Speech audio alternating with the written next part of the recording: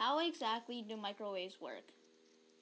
Let's say you're hungry and you find some leftovers in the fridge. You take the food and you put it in the microwave, and a couple minutes later, boom, it's warm and ready to eat. So then you eat the food and you're satisfied, but you ask yourself the question, why exactly did my food become hot in the microwave? To understand this question, we must first look at the parts of a microwave.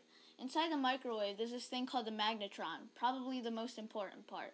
It converts basic energy into radio waves, which essentially heat the food. The metal walls on the microwave act as mirrors, reflecting the waves back and forth. And these radio waves heat up the food, making it hot. So let's look at food at a molecular level. When you first take the food out of the fridge, the atoms are not moving much, so the food is cold. But once you expose it to radiation, in this case the radio waves, the particles start to rapidly move, generating a lot of energy, and that energy is heat.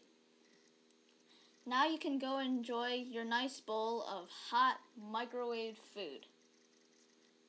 Thank you for watching this episode of How to Nerd, and be sure to like and subscribe.